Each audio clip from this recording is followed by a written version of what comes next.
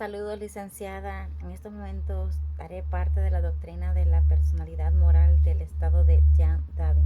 Como concepto central de Dan Javin, sostiene que el Estado no es simplemente una suma de individuos ni una autoridad abstracta, sino una persona moral.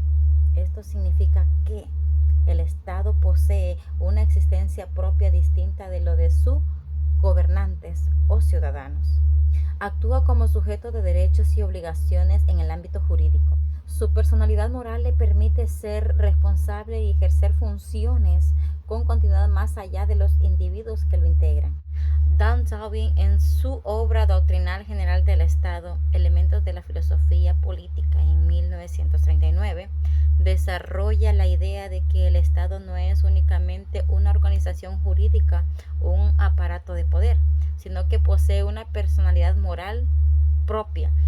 Esta doctrina busca explicar cómo el Estado, más allá de ser una suma de individuos y territorio, se constituye como un ente de entidad, voluntad y responsabilidad.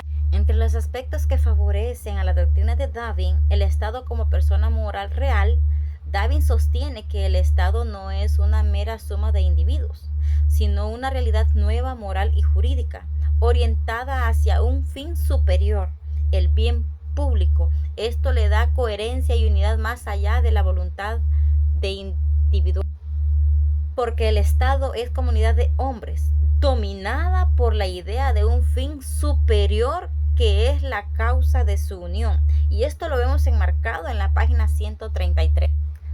También se da la superación de la ficción frente a autores como Duckett, que consideran la personalidad del Estado una ficción peligrosa.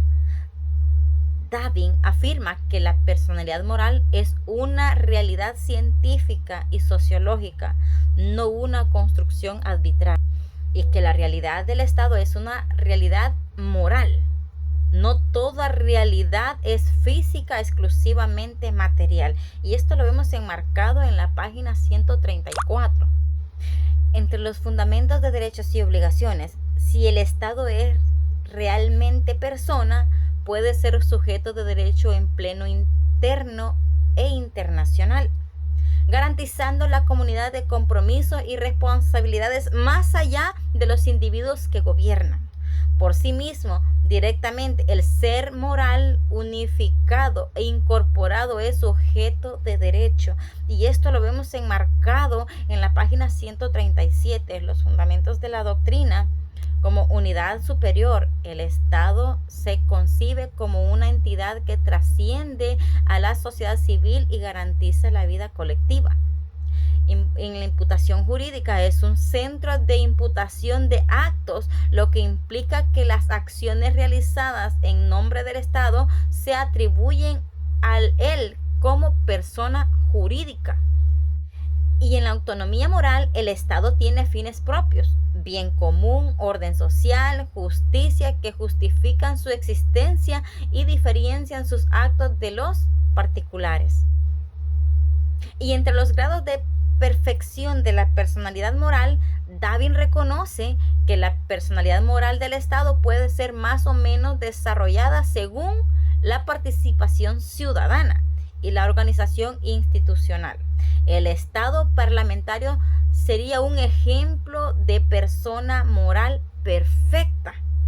Entre más participen los miembros del cuerpo de la gestión de las casas públicas, mejor alcanza el cuerpo la perfección de la personalidad. Y esto lo vemos enmarcado en la página 137, la importancia de la doctrina, donde se da la legitimación del poder. Justifica que el Estado actúa en nombre de la colectividad y no solo como un conjunto de individuos. Como base del derecho público, permite entender al Estado como sujeto jurídico en relaciones internacionales y nacionales. Y entre la protección de la sociedad, al tener personalidad moral, el Estado se compromete con el bien común y no depende de la voluntad arbitraria de los gobernantes. Y entre las características principales existe como el sujeto de derecho. El Estado puede celebrar tratados, poseer bienes, contraer obligaciones y exigir cumplimientos de normas. Y en la comunidad, su personalidad moral asegura que el Estado persista aunque cambien los gobernantes o las instituciones.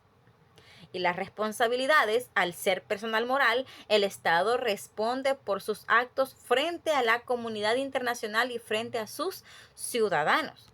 Y esto define entre actos, que son dos, que serían el acto de gestión, que son sometidos al derecho común, y los actos de imperio, que son manifestaciones de poder político reguladas por el derecho público. También hay puntos centrales de la doctrina. En la unidad moral del Estado, el Estado es más que la suma de sus elementos constitutivos, pueblos, territorio y poder. Se convierte en una entidad moral que actúa y decide en función de un bien común. Y entre la definición entre personas, se diferencia entre las personas públicas, el Estado como sujeto de derecho público y la persona privada. El Estado en sus relaciones patrimoniales bajo derecho privado. Y entre la responsabilidad ética, al ser considerado una persona moral, el Estado no solo ejerce poder, sino que también debe responder ante principios éticos y valores universales. Con la finalidad superior, la existencia del Estado se justifica en la búsqueda de fines colectivos como la justicia, la paz, el orden social, lo que lo distingue de un simple asociaciones humanas. Existen aspectos cuestionables y irrefutables, como la conciencia y voluntad del Estado. Darwin admite que el Estado no tiene conciencia ni voluntad propia, sino que depende de las voluntades individuales. Esto debilita su tesis, pues la noción de persona suele implicar autonomía psíquica. Entre las críticas, si el Estado carece de voluntad propia, no es más correcto hablar de una organización fundamental que de una persona.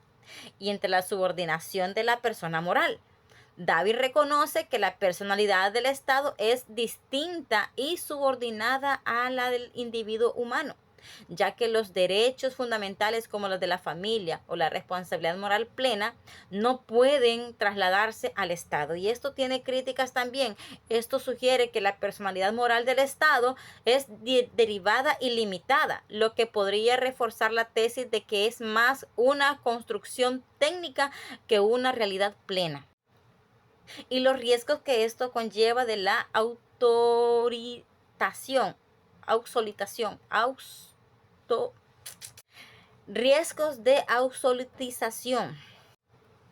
Aunque Darwin busca evitar el peligro señalado por Duguid, que la noción de Estado, persona jurídica, un poder soberano arbitrario, su insistencia en la personalidad moral puede ser usada para legitimar accesos de poder bajo la idea de que el Estado actúa como sujeto autónomo.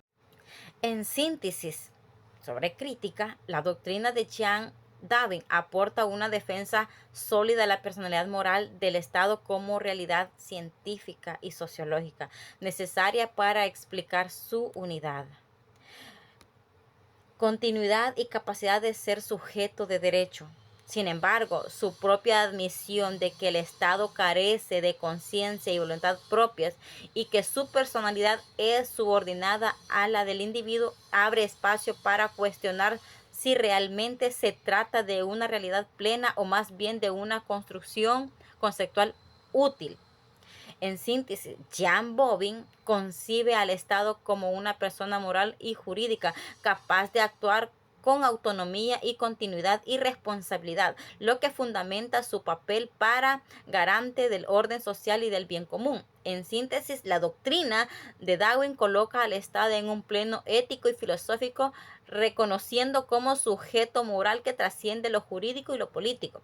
Esto permite comprenderlo no solo como un aparato de poder, sino como una institución con deberes y responsabilidades hacia la sociedad. A favor, garantiza la coherencia, la continuidad y la legitimidad justicia del Estado. Y en contra, la falta de autonomía psíquica y la subordinación de la persona humana limita la fuerza de la tesis, dejando abierta la crítica que se trata de una ficción necesaria, pero no una realidad